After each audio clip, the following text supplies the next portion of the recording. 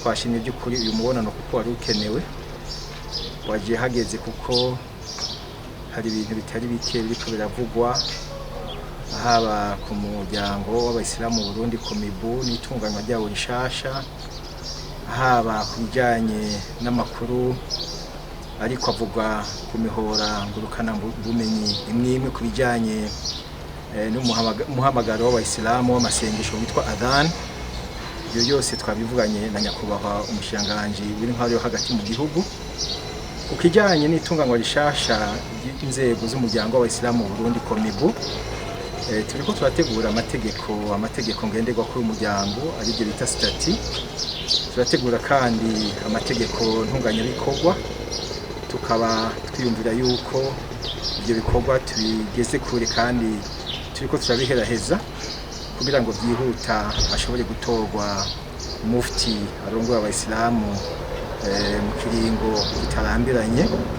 Ikindi twavuganye n'ibijyanye n'umuhamagaro w'abayisilamu ku masengesho adhana, ariwo twita ko ari ijambo tuvuga ko Allahu Akbar, Imana niyo nkuru isumba byose. Ni umuhamagaro abayisilamu bakoresha bahamagarira abantu kuza gusenga. Nibyo uwo muhamagaro ni nkoramutima cyane ku bayisilamu, kuko naho ari umuhamagaro ugirwa imbere yo gusenga, mugabo na gace mu bisanzwe gasanzwe gatekanijwe n'amategeko ya Islamu. Intumwa y'Imana Muhammad, Imana imuha amahoro n'imihezagiro, yarahimirije abayisilamu yuko imbere yuko basenga bategerezwa kugira umuhamagaro nk'uwo wo guhimiriza abantu kugira bitabire igikorwa cyo gusenga Imana. Ibyo rero turabyubahiriza kandi ni ntabanduka mu bayisilamu. Uburyo rero bishirwa mu ngiro nico hanini usanga gituma abantu bamwe bagira bati umuhamagaro hari aho usanga urenza ijwi rikaba rirerire cyane. Mu bihe bimwe byo mu ijoro ugasanga biratera ingorane ku bantu bamwe cyane cyane batari abayisilamu.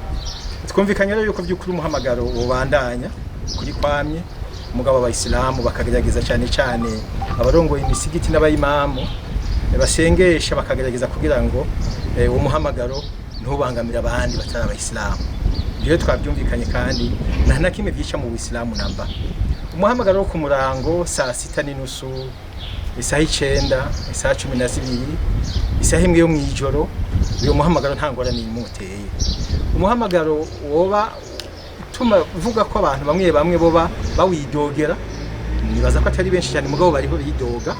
Ni umuhamagaro wo mu bucagucagu isaha 11.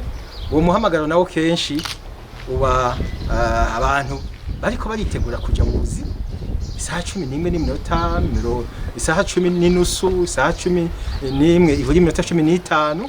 Twasabye cyane yuko abayisilamu bajejwe icyo gikorwa cyane abayimamu mu misigiti bogerageza bakubahiriza abandi banyagihugu tubana.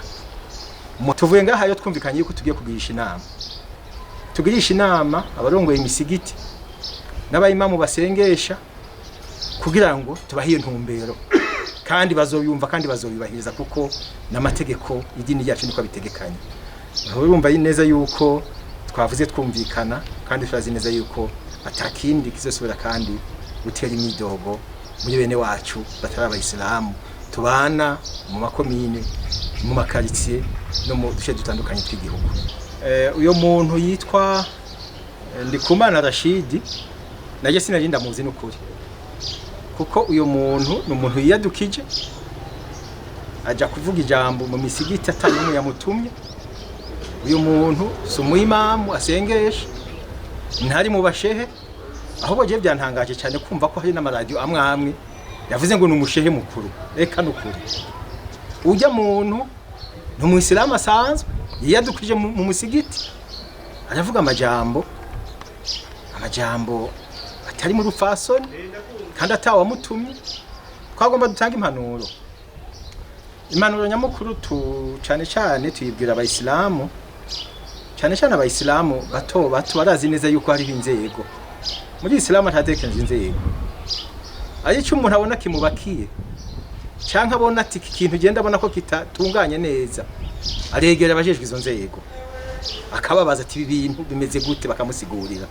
Mugabo kiraza kwiyadukiza mu musigiti ukavuga amajambo atawagutumye kandi amajambo ataryoshe yo kwifatira mu gahanga abo wategezwa kubaha no kubahiriza.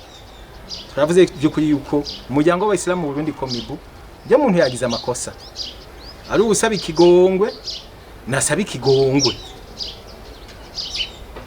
Ikindi nagomba kugaruka ko nikijanye n'ingene imisigiti itunganyijwe nkuko nabisiguye, hari ibyo turiko turatunganya byo gutegura amategeko agenga ingene umuryango w'Abayisilamu twagwa Islam twagwa ngaha muri kino gihugu, nibyo by'imisigiti birimwo.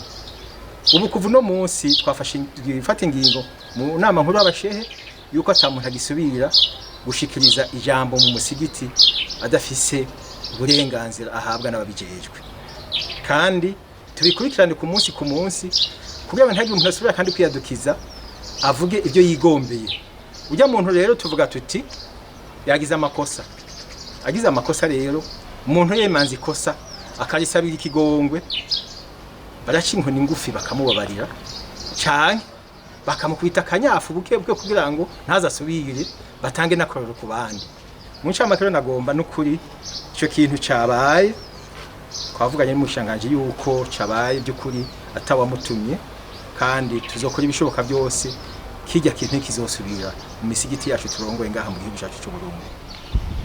Ahama ibyo akino kirungo mfata kibanza nivyo byasabwe na mufti yahahora mfata kibanza afatiye kuvyo yabona n'ingene yabona ibintu bimeze byariko birakogwa, cyane cyane bifise intumbero yo gutora mufti mushasha bitakunda kubera abantu batumvikana ku bintu bimwe akagira ati byiza nuko mubanza kumvikana mugategura ibintu bitunganye neza kandi biza byubahiriza ishaka ry'Abayisilamu, biza bifasha kugira ngo umuryango w'Abayisilamu by'ukuri urongorwe neza hisunzwe amategeko. Ivyo rero biriko birakogwa kandi Imana itugiye imbere, twibaza ko iminsi mike itarambiranye ico gikorwa kizoba cavuye mu nzira.